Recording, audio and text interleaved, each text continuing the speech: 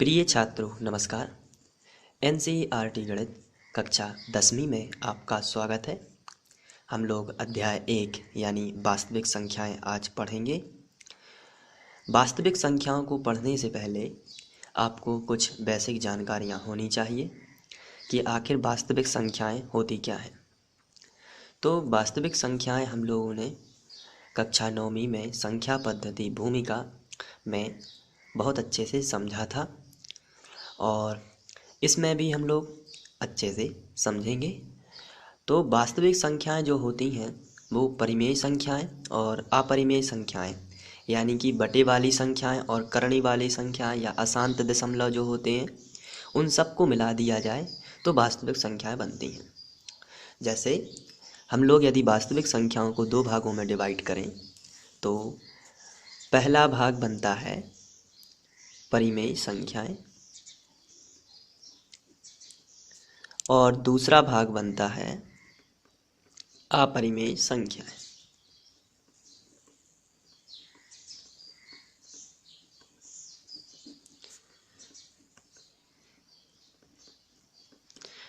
तो परिमेय संख्याएं और अपरिमेय संख्याएं दोनों का जो मिक्सर होता है या हम यूं कहें कि दोनों का सम्मिलित रूप है जो उन्हें हम वास्तविक संख्याएं कहते हैं।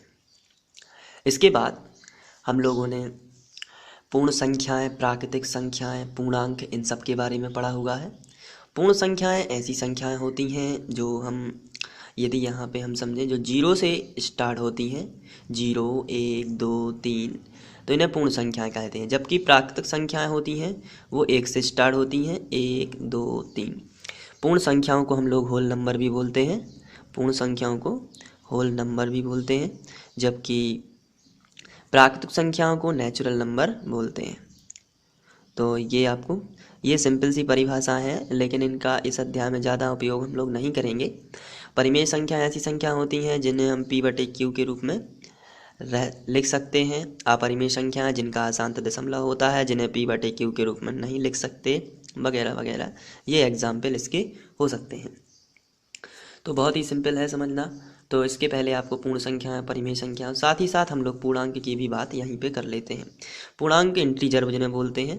तो पूर्णांक जो होते हैं उसमें जीरो के अलावा सभी धनात्मक यानी कि पूर्ण संख्याएं जितनी भी हैं उनके अलावा ऋणात्मक संख्याएं भी शामिल होती हैं, तो इन्हें हम लोग पूर्णांक कहते हैं। तो ये तो हो गया थोड़ा सा वास्तविक संख्याओं से संबंधित और उनसे संबंधित अन्य संख्याओं का परिचय। अब आपको अध्याय पढ़ना है। तो इसमें मुख्य रूप से यूक्लिड की विभाजन प्रमेयिका और उनका एल्गोरिथम जो है वो मुख्य है। तो आइए उसको हम पढ़ते हैं। सबसे पहले हम समझेंगे यूक्लिड की विभाजन प्रमेयिका बड़े ही सरल शब्दों में। तो इसके लिए मैं कोई एक एग्जाम्पल लेता हूं और सबसे पहले आपको प्रमेयिका समझाऊंगा, उसके बाद हम एल्गोरिथम का यूज़ करेंगे और इससे आगे बढ़ेंगे। चलिए समझते हैं। जैसे हम लोगों के पास यदि कोई संख्याएं आ जाए जैसे 26 और 8, 26 और 8 बहुत ही सिंपल है समझना यदि आप ध्यान से देखते हैं तो इसमें 26 बड़ी संख्या है, 8 छोटी संख्या है। तो आपको क्या करना है, आप इस तरीके से लिख दोगे, भाग के चिन्ह के इस तरफ 8, बड़ी संख्या को बीच में लिख देना है, भाग के चिन्ह के बीच में।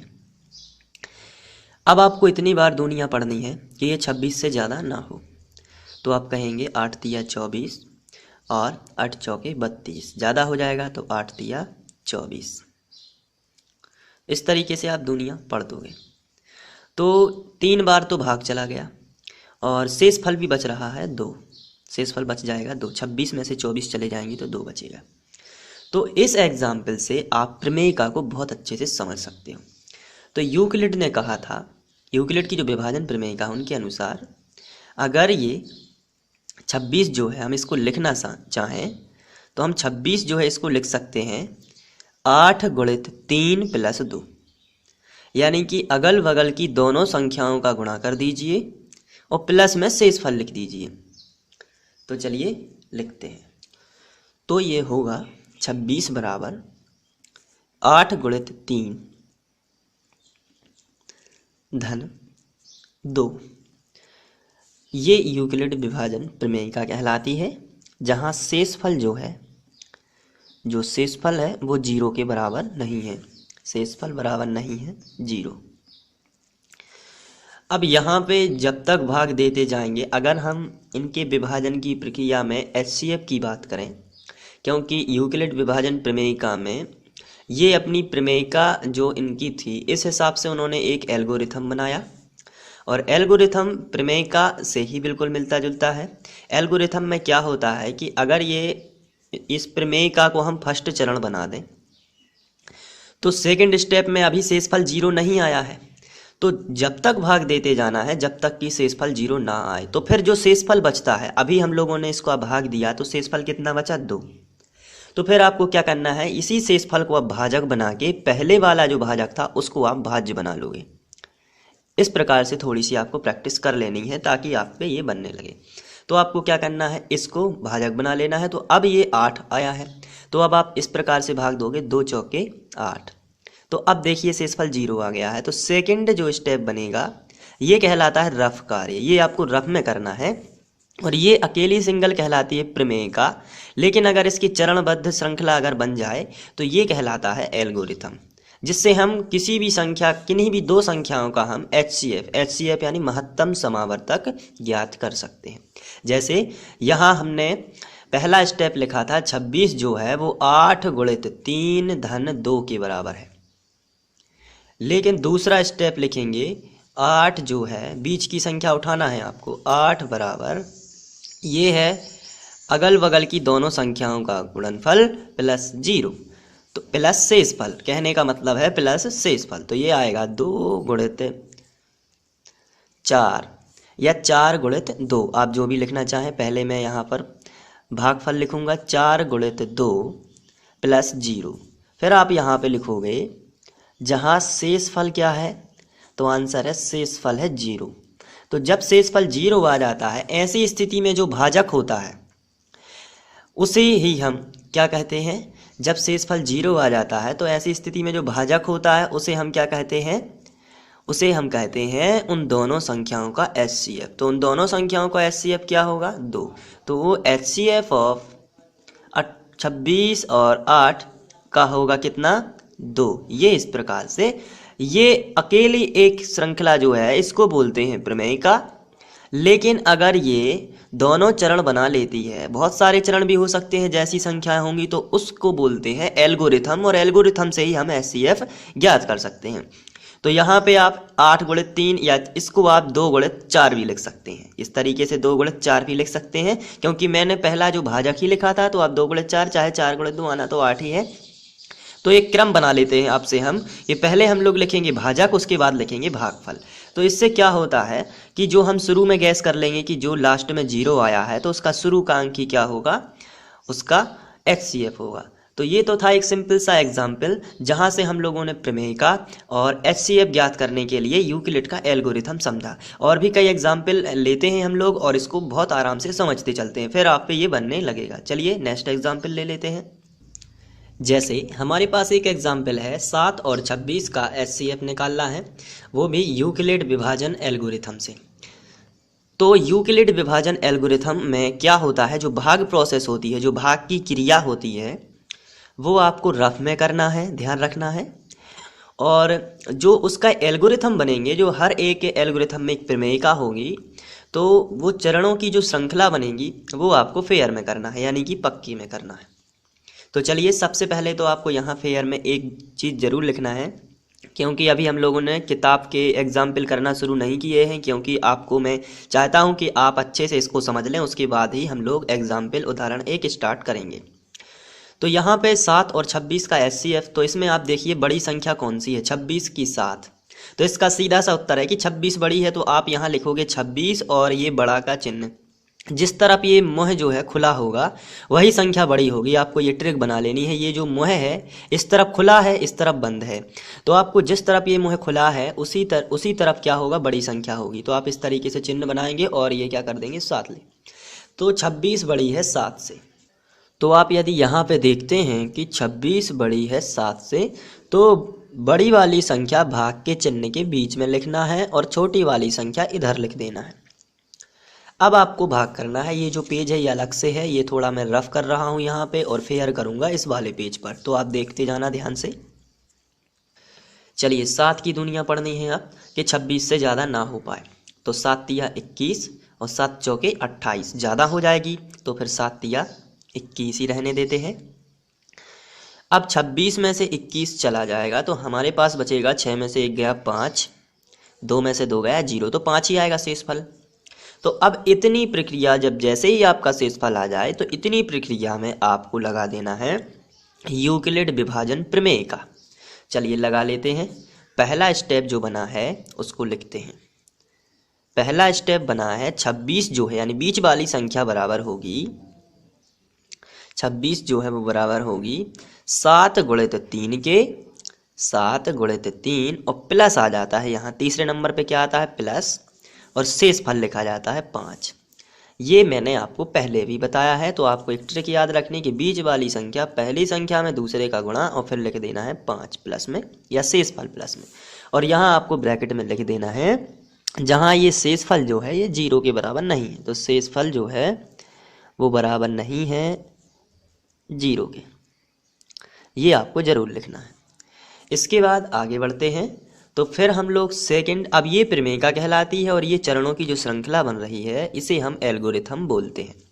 चलिए अगला स्टेप, जब तक आपको भाग देते जाना है जब तक 0 ना आए।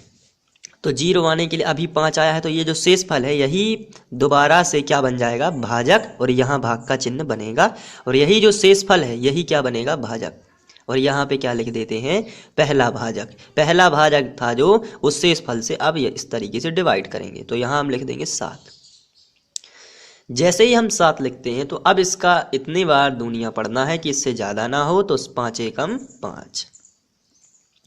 तो यहाँ पे फिर शेष फल आ जाएगा, 7 में से 5 गया 2, तो इतनी प्रोसेस में एक बार फिर प्रमेयिका लगाएंगे हम लोग। तो ये जब शेष फल आ जाता है तो हम प्रमेयिका के लिए फेयर करते हैं। तो चलिए देख लेते हैं। यहाँ पे हमने सेकंड में हमें कितना चाहिए था, बीच वाली संख्या कितनी है 7, तो आप लिखोगे यहाँ पे कि 7 जो है वो बराबर है क्या के, तो आंसर है 5 गुणित 1 प्लस 2। यही प्रोसेस है ना, जैसे यहाँ थी 7 गुणित 3 प्लस 5, वैसे ही यही प्रोसेस होगी 5 गुणित 1 प्लस 2। तो चलिए लिख लेते हैं 5 गुणित 1 प्लस 2।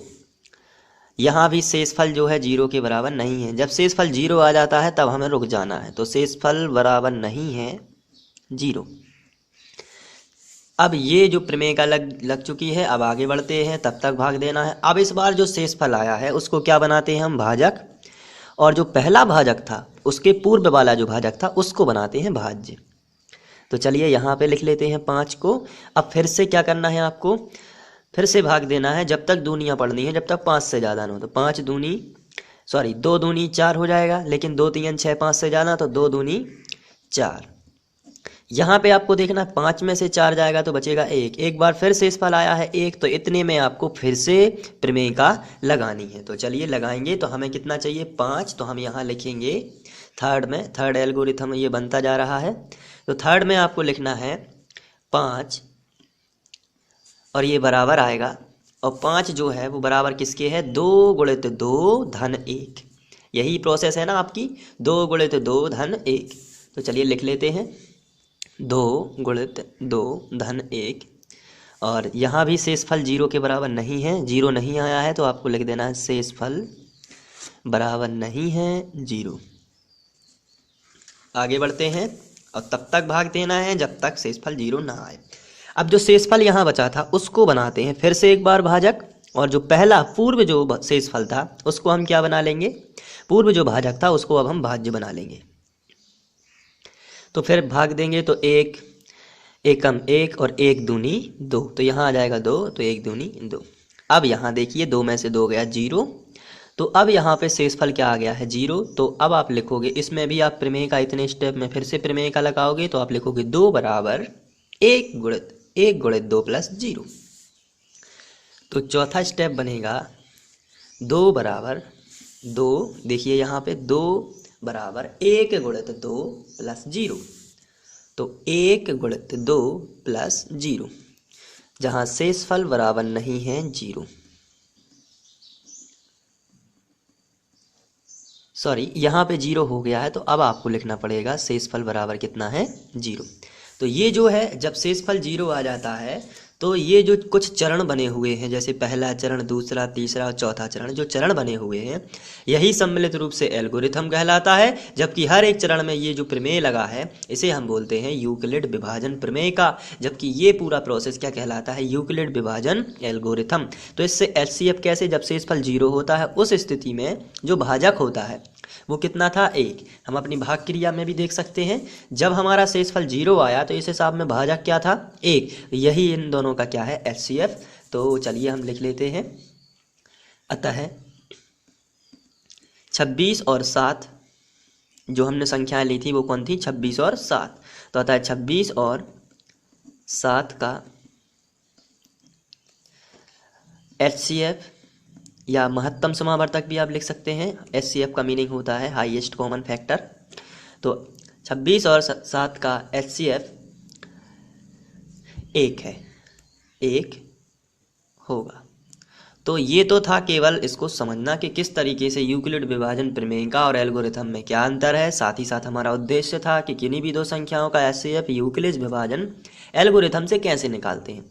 तो ये तो एक यूं कहें कि भूमिका या इंट्रोडक्शन वीडियो था, जो हम लोगों ने इसको समझने के लिए तैयार किया है, ताकि आपको ये पूरी प्रोसेस जो है वो समझ में आ सके। जब हम लोग उदाहरण से करेंगे तो आपको बहुत ही अच्छे से और भी समझ में आएगा। तो आप अपनी मेहनत जारी रखिए। Thank you.